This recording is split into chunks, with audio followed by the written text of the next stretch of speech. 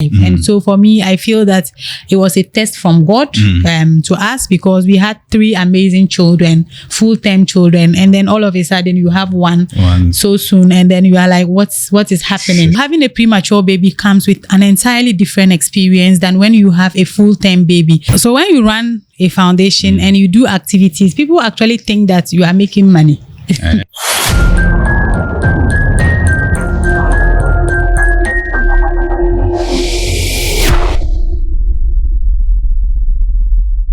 All right, so you're welcome to Explore with Gaida, and as always, you know, this is where we explore people, we explore events, we explore the traditions within the northern region, and anything that needs to be explored, remember, we explore it right here at Explore with Gaida. And of course, we are shooting live from the studios of Gaida.com Group. Well, this is yet another episode, and this time around we are talking, or we're having an inspiring conversation with a great woman who is making impact. She's in the person of Miss Fayudatu Yakubu, the founder of Balmalsha Foundation. I don't know, the Balmalsha seems to be very full in my mouth anytime I try to pronounce it, but it's great. We'll find out what the name is all about and a whole lot more. But before I tell you exactly what we're talking about, I just want to find out from her, what is in one word, what is the fun thing about you that people need to know? Okay, so fun thing about me. So beyond my professional and, you know, everything that people know me for, I think one fun thing about me is that I'm very adventurous. And then when I travel, I like to try out new dishes. For me, it's a very subtle, fun way of exploring other cultures and then getting to know more about other people through their food. So, yeah. And trying new dishes. I remember my boss once told me some years back that, Charlie, don't eat what you don't know. I'm sure you've never had a stomach upset. Well, that's why I said I'm very adventurous, because it's adventure, exploring what's new and then just trying it out, because it helps you to, it's my way of trying to understand people culture, because sometimes people express their culture through their food and so many other ways, and I feel that food is good. It's good. All right, so like I said, we're here with Ms. Fayudatu Yakubu. She is the founder of Balmalsha Foundation, and basically they are into premature babies, supporting premature babies and families in the northern region here. And let's get personal with you first before we get into Balmalsha Foundation. What's your favorite childhood memory, and if it's linked to what you're doing now? I think my favorite childhood memory, which a lot of people that I went to school with can also probably remember, is I was quite troublesome, right? I went to Our Lady, and then we used to set Fridays aside for fighting. So all of the people that cause trouble in class, you are going to, you know, kind of pen down their names, and then you tell them Friday afternoon you will see. And then Friday afternoon we are going to go to the Sakasaka school park and then try out some boxing skills. So it was but as we grow over them, but each time you remember them, it's quite fun, it's quite interesting, but I don't think it's something that's if I reflect back on it, I don't think it's something that was good, but the only good childhood memory I can probably talk about is I liked to talk a lot, and I always thought that because I liked to talk, I was going to be a journalist. So when I was growing up, if you ask me what do you want to be in future, I was going to say I'm going to be a journalist, because I thought that once you could talk, you could be a journalist. So somehow, even though I'm not a journalist, I think I still talk, right? Because I'm in all of these spaces, mentoring young people. So somehow it connects to those memories during childhood when we used to do plenty talking and having your name in the names of talkatives every day. Yeah, I can see that because mostly I see you at events, giving speeches and all that. So it really links to what you're doing now. Yeah. But what sparked your passion for supporting premature babies and their families? Is there a special story behind it? Yeah, so for supporting premature babies, it's something very personal for me. I had my 4th child and my baby last actually prematurely at 27 weeks. It was a very difficult time for me and for my family because usually we all know that giving birth to children comes with a lot of joy, you know, that expectation from family and friends of a bouncing baby boy or girl, and then you know you are rejoicing and celebrating, and then here comes the baby 10 weeks earlier than expected. And so small, so tiny, you can barely even touch the baby. It's put in an incubator for such a long time, the anxiety of whether the baby will survive or not. So having a premature baby comes with an entirely different experience than when you have a full-term baby. The joy that comes, that doesn't come when you have a premature baby. So during my time at the NICU facility at the Tamale Teaching Hospital, thanks to all of the amazing NICU staff who did a great job in ensuring that our baby survived. I saw all of these women, especially those that came from the rural areas, really struggled. They really struggled. Some of them to even get the basic essential things that they need for their baby's care was a challenge. And then taking care of a premature baby is a whole different ball game. So there are so many rules and regulations that you have to go through for your baby to survive. And I was always thinking, these people that are from the rural areas, our cultural practices is going to affect them. So for example, if you have a premature baby, depending on the weight of the baby, they cannot baba the hair like we shave our babies. You cannot do that. If it's a boy, you cannot circumcise them. If it's a girl, you cannot pierce their ears. We are not allowed to give them tribal marks, all of that, because they are very small. Very tiny. Their skin is not fully developed. A lot of things in their system is not fully developed. And one of the things that easily kill premature babies is cold. And we all know that it goes through the head. So when you shave the hair, it exposes the baby to the harsh cold weather. And also in the process of shaving the baby, if the baby gets a cut, it can affect them. But in the rural area, it will be very difficult for a mother to go home and say, like no one will listen to you. So I was just wondering how I can support these women so that their families back home will understand that the woman is not saying this because they want to say it, but it's because it's a requirement for the baby to survive. And that was how I thought about, you know, following them home and helping them to talk to their family members that it's a hospital requirement. And so they should listen to their mother and support them. So you were doing that whilst you were also at the hospital? So whilst we were at the hospital, each time someone was going to be discharged, they will invite the husband and maybe the mother-in-law, because we know that in our setting, that's usually the difficult people that we have to deal with. Then they come and then we tell them, so who sits with their family and then who tell them all of these things before they get discharged. So once I was discharged and then I went home, I started connecting with those that I was at the NICU with, because to be honest with you, Mr. Samuel, there is one thing, the emotional trauma that you go through when you have a premature baby. Sometimes you just need to talk to somebody to feel okay. Like you just need someone to keep giving you hope that the baby will survive. If not, as a mother, the anxiety is just too much. So I kept in touch with them, you know, asking them how their babies are meeting the milestones, how they are progressing. And then I thought I could register something and seek support to do this a bit more. So that's how Balmaisha Foundation came about. So it's very personal for me. Very personal. I see. But so, my baby survived. So yes, starting a foundation is very intense, right? Yeah, it is. Yes. And I'm sure you had some sleepless nights launching Balmaisha Foundation. Can you share some with us? countless sleepless nights, countless sleepless nights, because you are always thinking about, especially the area of work that we are in. We don't have a lot of organizations in that area. In fact, currently in the whole of Africa, the only organization I'm aware of that is focused on preterm babies is Little Big Souls.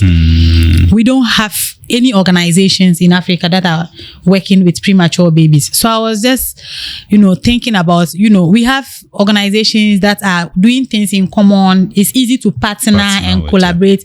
In this case, it's difficult. How many organizations can I look up to in Tamale and say, let's partner to do something on prematurity?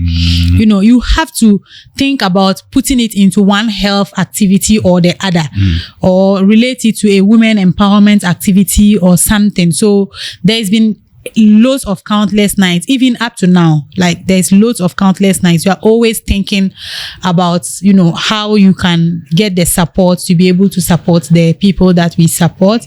And then also the interactions with the mothers, the women that we support. I tell them, feel free to call at any time. And they actually call at any time. Like, people call at any time. Yes. My baby is 6 months. He's not crawling. My baby is, desperate mothers. Desperate about the milestones, especially first time moms. And then you tell them this baby was born too soon. And so they might delay in hitting their milestones and all of that. So yes, there's been lots of countless sleepless nights that we have. So now let's talk about Balmalsha Foundation itself. Tell us about it. The name. What's the story behind the name, and how special is the name to you? Oh, so just as I said, that the organization is personal, Balmalsha, the name is even more personal and special. So that's my baby's name. Okay. My baby is called Aisha. Aisha too. Oh, okay. Your baby Laz. My baby Laz. Yes. Okay. We named her after her grandmother. So she's called Aisha, and her Dagbani name is Balma. Balma. Oh, okay. So I put the name together to Balma means in Dagbani, Aisha. Yes. Begging, right? Okay. So you are begging Aisha. We have to tap my hair. We have to, So she's called Balma Aisha, and that's it. Balma Aisha Foundation. Balma Aisha Foundation. Yes, so it's the name of my. All right. So that's an amazing name. Yeah. And I'm glad she's able to help other premature babies. Her coming is supporting other premature babies, and that's going to be a big blessing on her. And so let's find out, what's the most heartwarming moment you had since starting the foundation? So there was one woman that we registered from the hospital after she had her baby, and then we followed her home to support her. But even while she had the baby at the hospital, her husband was sick. Her husband was not well. So the husband was, on admission for treatment. She was also at the hospital having the baby. And then we followed her home. We started supporting her. And then along the way, somehow she lost the husband. Wow. When the baby was still that small. So her situation was a lot more complicated because already having a premature baby is difficult and comes with lots of emotional stress. And then now you have lost your husband, the only person that would have been comforting you in all of the difficulties. So it was a difficult time for her, but it was a heartwarming moment for me because we were there for her. We were there for her throughout the way to support her, to ensure that she was emotionally stable, but also to ensure that her baby survived. And they are healthy and they are doing well. So those are the stories that we look at and we cannot give up. There are times that you feel like giving up, but when you think about people like her, so the baby survived. Yes, the baby survived. Wow. And she's doing well. Their mother had to move back to her parents' house at some point, but they are doing well. And so when you look at those moments, you don't want to give up. You feel like, so I always ask myself, assuming we were not in her life, like it would have been she could have been depressed. she could have actually gone into she would have depression, given the up, emotional trauma, the emotional stress, and as to whether her baby would have even survived. Because when you are stressed, your breast milk production can cease. And so all of those possibilities were there. But those are the heartwarming moments for us, that in those difficult moments, we are there to support mothers to ensure that their babies survive and thrive. So in one word, how would you describe Balmalsha Foundation? I think I would say hope. Hope. Yeah. Hope for premature babies. Yes. Beautiful. And their families, yes.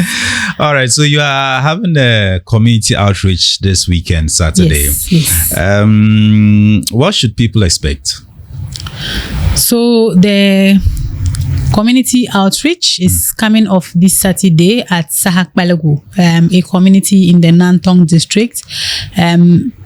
This November is Prematurity Awareness Month, and in November we do a series of activities to create awareness about prematurity. To be honest with you, premature births is one of the leading causes of death in children under 5 years old, and so it's very important that we create awareness about it and let people know that it happens. But when it happens, hope is not lost. If you have that baby in the hospital, the better, because they can rush them to the NICU. But we are also aware that there are emergencies, and sometimes people give birth at home.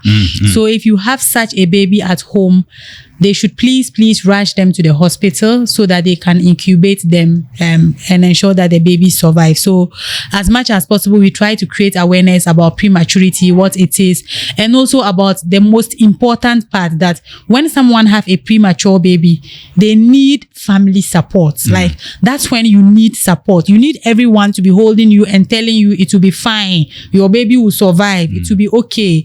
So that's what we'll be doing in the community on Saturday, basically creating awareness about prematurity. And then on the same Saturday, we are also having a donation exercise at the Tamale Teaching Hospital to the NICU unit. We'll be donating some medical essentials to support the facility. And then also the mothers that are currently on admission, will be having a few giveaways for them to support them while they are still at the NICU facility. Oh, okay. Yeah. Beautiful. So it's happening this Saturday. Let's go for a quick break. We'll be back.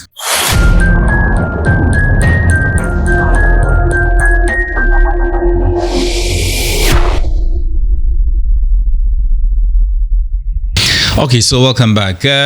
So yes, this Saturday there will be the outreach and also donation at the Tamale Teaching Hospital. If there was a title for your event this weekend, what title will you give to it? Like a movie title. If this was a movie, we probably would have called it something about hope. Let me see.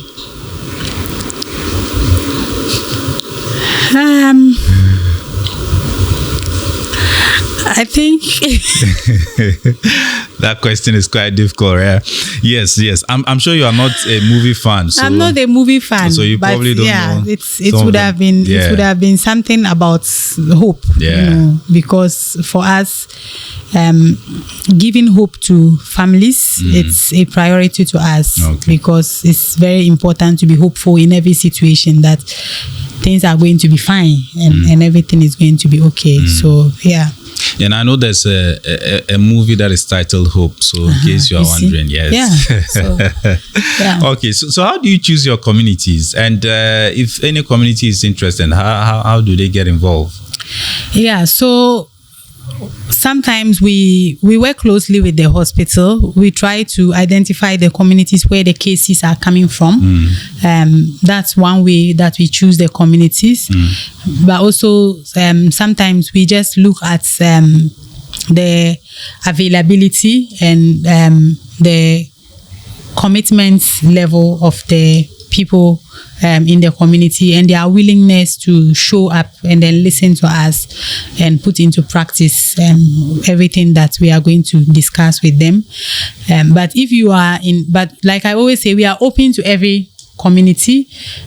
We say we are your preterm baby nurse at home. So wherever you are, if you have a preterm baby, you can always reach out. But if you are also listening and then you think that your community might need some sensitization or education, you can always reach out and then we'll arrange to come and have the discussions. But mostly we are looking at where the cases are coming from, because then it means that area need information about family support and all of that. Yeah. Okay, so what's the funniest, or should I say unexpected moment in the running of Premature Foundation?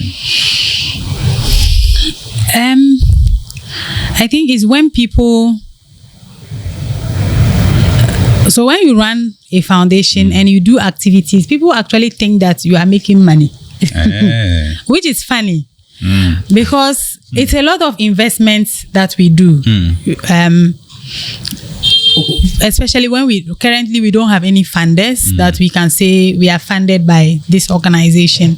So we run a lot of our activities from our pockets, and then from the support of family and friends who believe in what we do and want to support.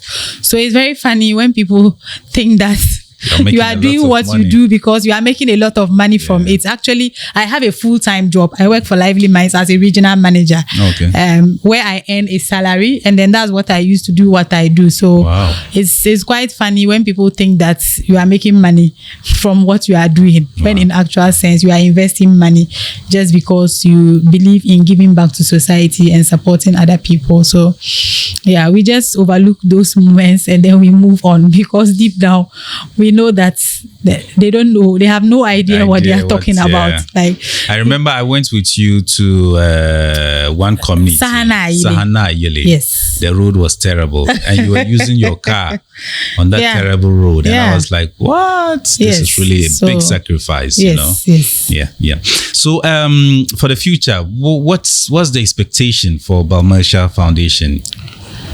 Or do you have any plans in the future and the things you want to do? Yes. So this year, my biggest goal was partnerships, because we don't work in silos. We definitely work with people, and we have to work with people to be able to excel in what we do. So like I said, Little Big Souls is the only organization in the whole of Africa that is working solely in prematurity.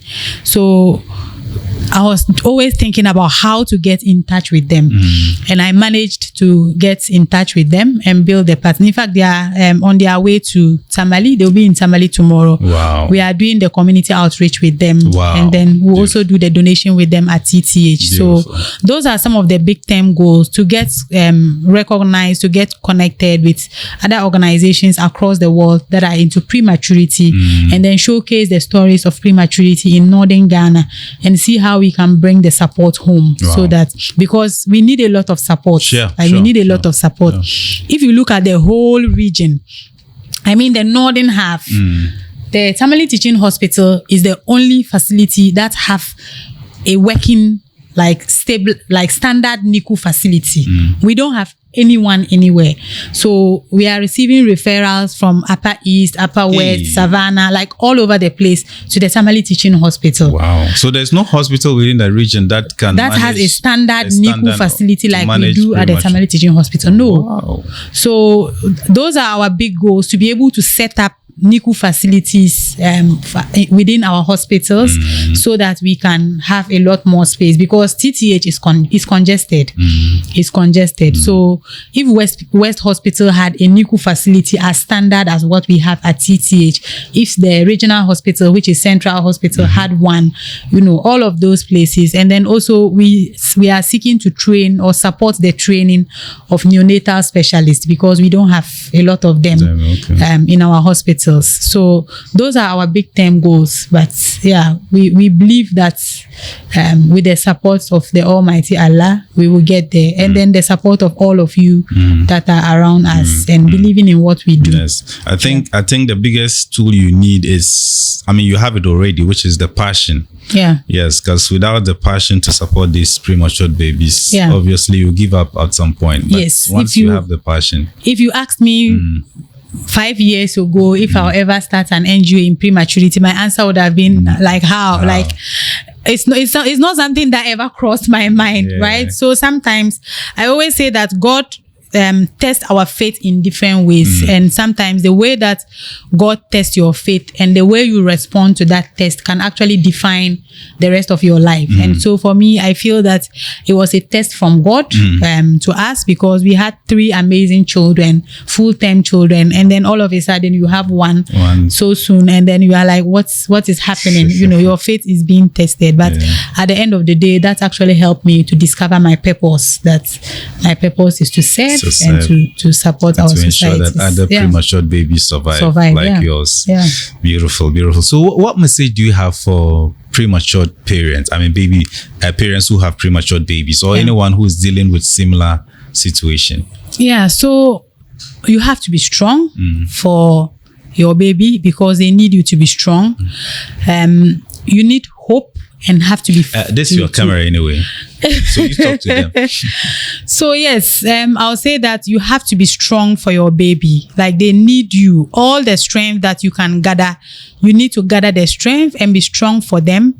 You need to be faithful and have faith in God that everything is going to be fine. I always say that my baby was so small that her ears were not formed. Like, you see how there are circles in our ears? She didn't have that. It was flat.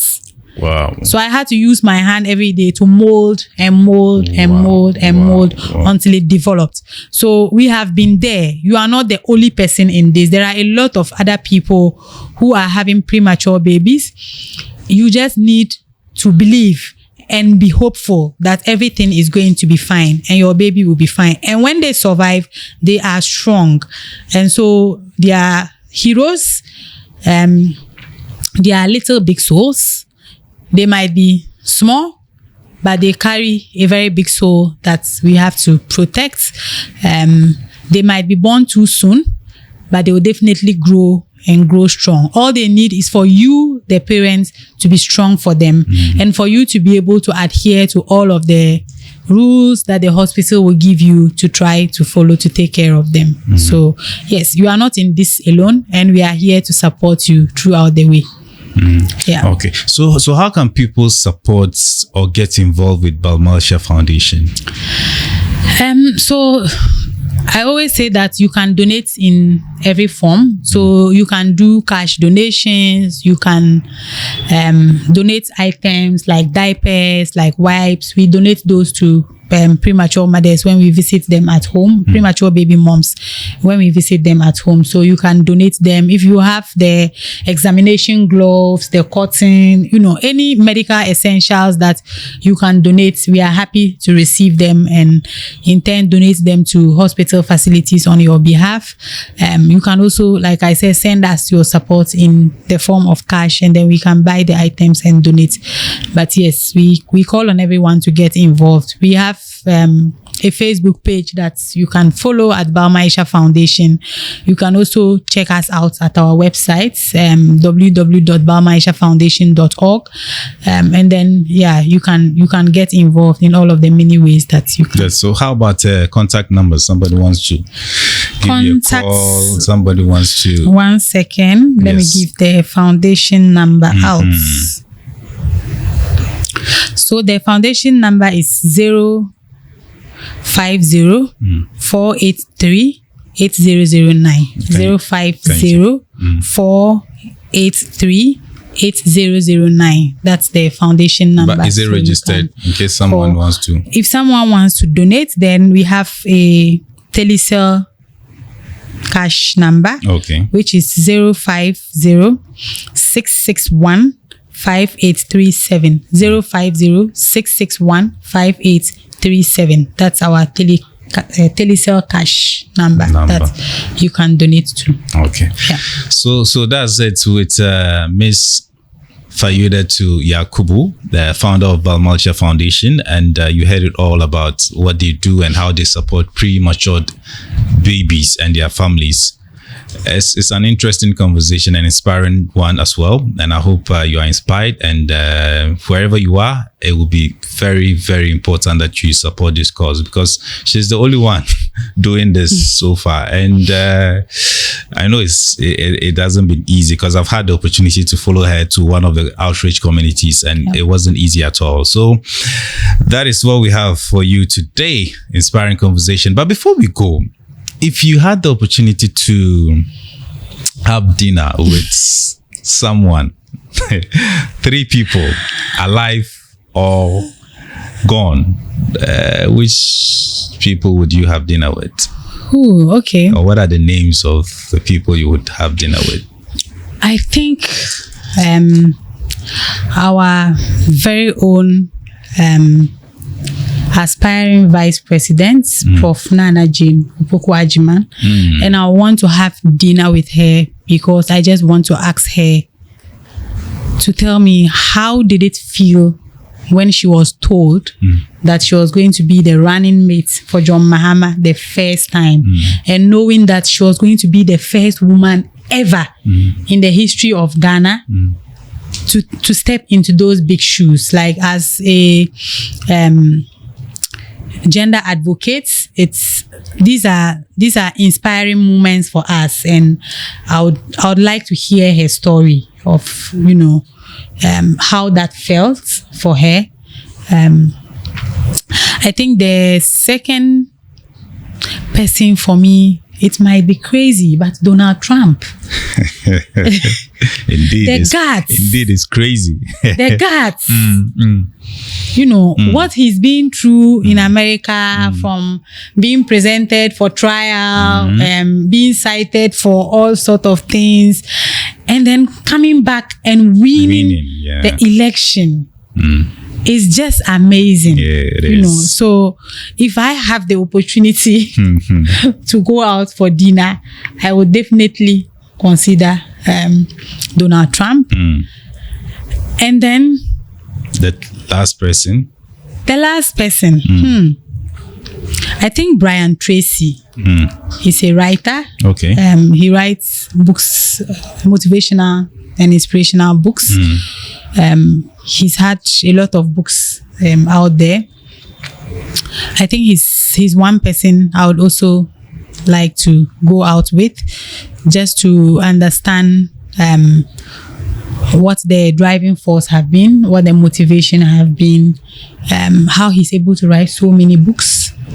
Because I have tried writing a book since God knows how long. I'm not done yet. So yes, he's also one person that I would like to have dinner with. So yeah, those are the 3.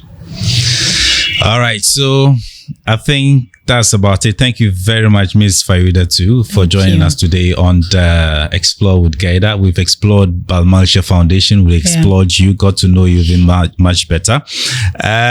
For those of you out there, you can follow Balmalsha Foundation on Facebook. It's Balmalsha Foundation. And also on their website is www.balmalshafoundation.org.